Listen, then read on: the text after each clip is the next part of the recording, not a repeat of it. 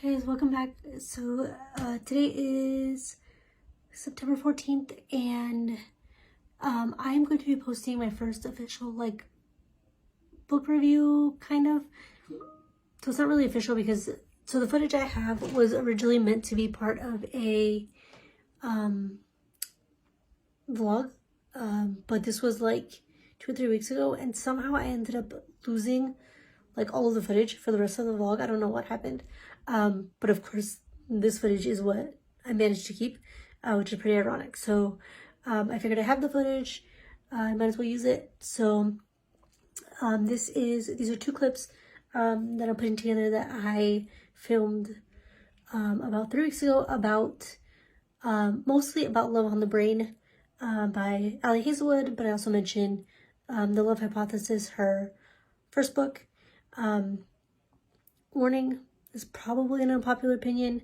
I'll tell you now, I didn't like either book, but the clips from then will kind of go into a little bit more detail about why I didn't like Love on the Brain and a little bit about why I didn't like The Love Hypothesis. But I know both of these books are actually really popular. I know The Love Hypothesis is super popular. People really love it.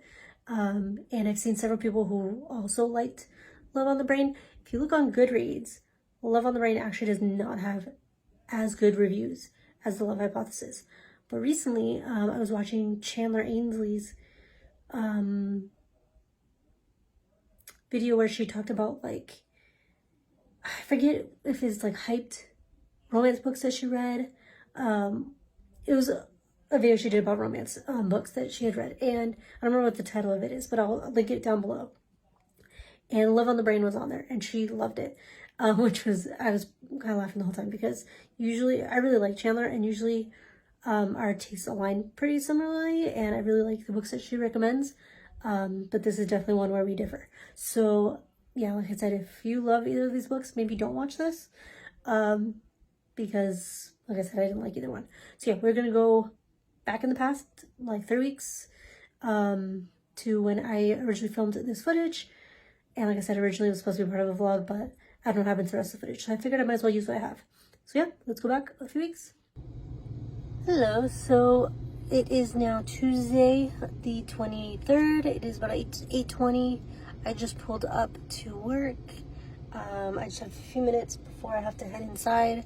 I did leave a few minutes early so that I could try to do a reading update, but traffic has been so bad lately that it still took me forever to get here. I only have 10 minutes to get inside, so I can't do a huge update like I wanted to, but the one update that I do have is that I have decided to, I'm not going to say fully DNF, I'm going to say this book I'm just going to give it a 1 star and move on.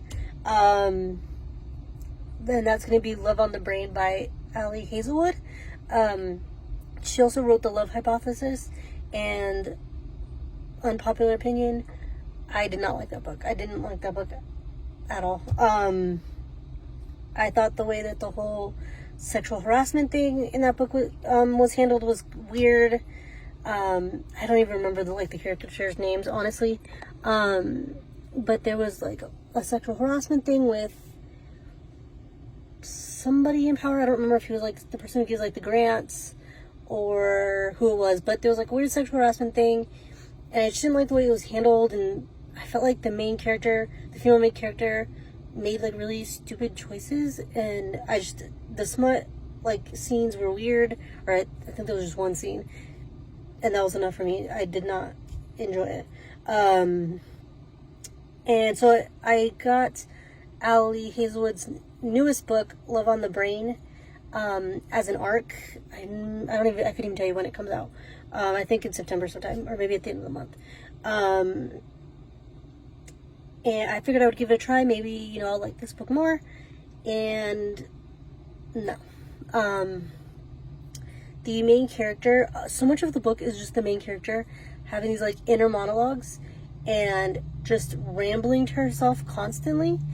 And the author tried to make it seem funny and ironic, and she's very millennial and hipster and uses all the cool language and slang and phrases and whatever, and I'm just not liking it. She's very like self-centered, I feel like, and like narcissistic, and she just assumes that like every conversation that she ever overhears must be about her. And with the male main character, she like just assumes that he hates her because he's not like falling all over himself when he's around her, or he doesn't like talk to her. And like I get that, like most people, if somebody didn't talk to me, I would assume that they were just rude. You know, I wouldn't assume that they have like this lifelong hatred of me. Like they wouldn't become my like arch nemesis just because they don't talk to me. But her, she assumes that because this guy doesn't talk to her or made a comment once about not wanting to work with her, that he must like despise her, and that like his like hatred of her consumed like his every waking moment, and it's just too much. And there's just like assumptions, like they work in the STEM field, and they work within like circles of each other, like in the same world, you know, the same field, same social circle. I accidentally hit the pause button. Yeah, so they work within the same field and the same like social circles, and they know the same people, yet somehow Levi, the male main character, like doesn't know that her fiance cheated on her and they never got married. He thinks that she's married and that she's happily married, but everybody else in this field knows the truth. So how is he like the one person who doesn't know? It just doesn't make sense.